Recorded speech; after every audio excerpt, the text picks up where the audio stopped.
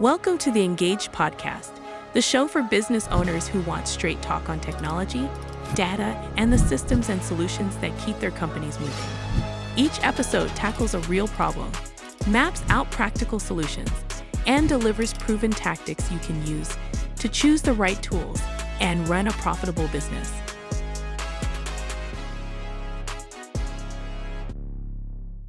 Kevin, thanks so much for joining us on the Ingaged Podcast. It's great to have you here. Thanks for having me, Dean. So before we get started, give the audience a little bit about who you are, who you work with, and then how you landed in the home improvement business. Sure. So we got hours to do this or no? So I'm the SVP of partnerships at Leap, and I put together partnerships at the overarching level to where we can gain access to customers or service customers at scale. So we can create opportunities for both our partners and us to utilize Leap's platform, be it the CRM or the Sales Pro application. Got it. You know, it's funny. I think most home improvement companies don't realize that all of us tech providers are partnering to get access to customers, just like they partner with manufacturers to get access as well, right? It's a very similar thing. And we're in this interesting place because we have a CRM, but then we have a product in Sales Pro that I have to partner with CRMs to maximize the efficiency of that product and make sure that the customers are getting everything they need out of Sales Pro. Yeah. So I'm partnering with my competition. Yeah. But I used to do that. I call that. Yes, I used to do that at EverCommerce all the time when there's 51 software solutions. Got it. So what brought you to the home services, home improvement industry? Sure. Like dumb luck or? No, originally, maybe it was. I was 24 years old in Toronto, just got out of university, and a cabinet company named Canada Kitchens came and had an offer of a management program for young kids. My rent was $800. I was getting paid $900 a month. So, I built up all that credit that you just sort of don't pay off. But anyways, I digress. Then the Kohler company acquired us. And that's where my sort of career of 31 years in the home services space started. I took over the Denver operation and the Western US operations for the Kohler company in their cabinet division. And then it just spiraled from there. And then all of a sudden, I start to know people, and this person and that person. And I made the decision that partnerships is where I wanted to be because I feel that that's where my best skill set is. It's amazing. And you are very good at it. Oh, thank you. So as you are thinking back across your history, the topic of this conversation is really about technology and the adoption of technology by businesses. Because what we find is not everyone has a great plan and going into that. And what do you think is the first thing that a leader who's looking at a piece of technology should be considering before buying or even thinking about buying a new piece of software for their business or any technology? Absolutely. Are my employees or are my teams that need to use this technology, are they going to adopt it? Are they going to use that technology? Because if they're not, then you're wasting your time. It's a lot of people's effort. It's a lot of money. And it's a lot of, like I just said, it's a lot of time to put towards something that you're not going to actually use. So do you feel absolute that the technology that you're going to put in front of your team they're going to use it and they're going to use it properly? And that's where the partnership between the tech company, the solution, the software, and the customer happens, in my opinion. Yeah. I always look at it as do those people have a problem that needs to be solved? Sure. Is the pain great enough that they're willing to change in order to have that pain resolved? 100%. Or is it a dull ache or is it a nagging pain? It's also, that concept of change management just doesn't apply to like when, maybe you have a riff or maybe you guys or we're going to combine companies and we're going to do those things. And then, teams are going to get smashed together. It happens with software solutions too. Yeah. You have to think about what that change management looks like for them. What does their day look like? Is their day going to get better? Yeah. Because if it doesn't, then nobody's going to use it. It's always amazing to me if I'll get on the phone with a customer and, or we started a new thing where we have an intake form and we have all these questions as they're getting started on our platform. And one of them is, what other tech projects do you have going right now? Because what we found is when they have more than one, they can't it's just really hard for a company to deploy more than one tool at a time. Absolutely. Right? If you were training your crew out there on multiple new measuring, or a new measuring tool and a new other, it's going to be tough, right? So on the intake form, they'll say, oh, we're doing Sales Pro and Engage and One in Fund. And oh, by the way, we're also installing a new CRM. We're doing our CRM And too. you're like, oh my gosh, do you understand how hard this is going to be? Yeah. Not only just the logistics of getting those things to integrate and all work together, Right. but on the people who have to use them. Because like you said in the beginning, if the people aren't going to use it, what's the point? There is no point. But I think that one thing we have to look at is that we've been doing this a while. And you talked about, you said, let's say they're doing 4 things. Now, obviously, they need that CRM done. But we've done such a good job in the way that we integrate and partner together. If you think about Engage and Sales Pro and other solutions that we all integrate with, that we've done a pretty good job. So it's actually it should be pretty painless as we move forward through that process. If they do it systematically, one by one. And if they have buy-in from the people who are going to use it, right? So that's how my next question for you is like, if you want to drive adoption, you have to have buy-in. Well, what happens when those end users resist? That's mandate. You have to do this. Some people do. Some people do it. Like if you are looking at obviously an enterprise solution, you have to mandate that down sometimes, and that's understood. Yeah. But I have found that if you could find a champion within your own organization, and usually the champion should be the top person, in my opinion. Our champion all the time is Patrick. Patrick, nobody loves and holds Leap closer to their heart than Patrick, and you can tell. So if he decides that we're going to implement a software solution in conjunction with his other leaders, then we're going to look to him to lead that way. And I think contractors need to do the same thing. Yeah. I think if you own the business and you aren't going to try and learn or use it or whatever that looks like and actually champion the product and push that towards the rest of your team and your other leaders, it just doesn't stop with you. Yeah. You all have, we have layers and layers and layers, though it has to go all the way down. Yeah. And that's the way it can happen. It's interesting. The whole theme of what we talked about so far is buy-in from the top, but also including those people who are going to actually use it. People meet in the middle. And every person in between who's impacting that, right? If the people at the bottom, I don't say bottom, let's go this way with the org chart, right? Yes. Because you don't want to think of it as beneath. We have the concept of team at Engage, where I don't look at anybody in a hierarchical way. I look at us as a united team. The way on someone might use the product. That's right. There could be a hierarchy there. There's someone that says, I believe this is something we should do. Yes. There's someone who's impacted by that decision. 100%. And there's a bunch of people in between that actually have to make it happen, right? And ensuring all of those are aligned from the beginning. I find a lot of companies don't really think that way. They think, I think this is great.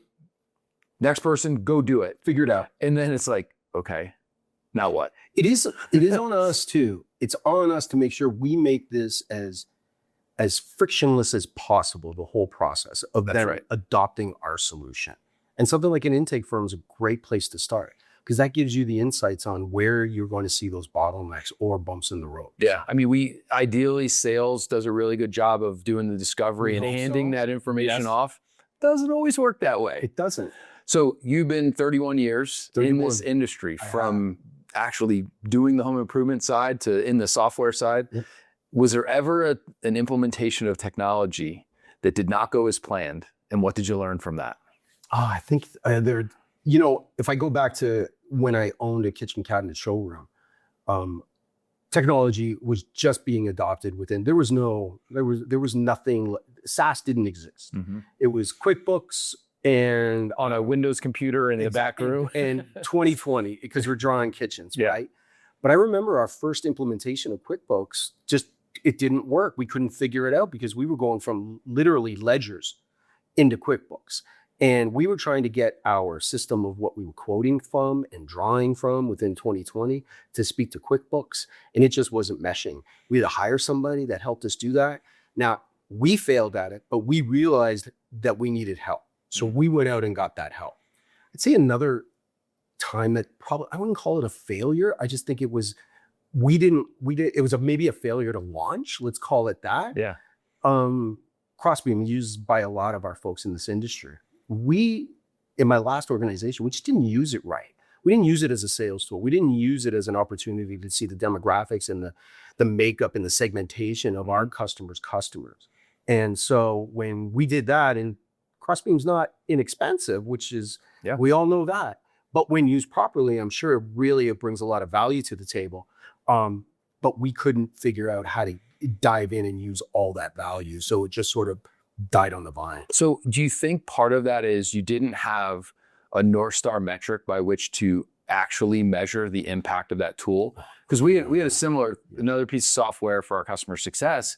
We didn't have a metric we were driving. So there was never anything that we were pointing to say, is it accomplishing the thing we hired it for? Right. And do you think that is part of it? Because my opinion is, if you don't have an actual metric in your business that the tool, whatever the tool is, could literally be a hammer. If it's not driving a metric of efficiency, it's not driving a nail. If it's not driving a nail, it's not really working, Absolutely. right? But is that part of what you guys do at Leap, and I try to help people identify those? We do, absolutely. And I think that it's a group effort. It's not just one person driving that to that North Star, as you called it, or a KPI or a KPI, whatever it is that you're looking for. Yeah. What do I want to do? Well, I want to make my company more efficient by 15%. I want to reduce errors. I want to use Sales Pro and reduce errors in my ordering by 5%. I want to increase the velocity of the purchases that are happening and the quotes that are happening with the homeowners by this percent. Yeah.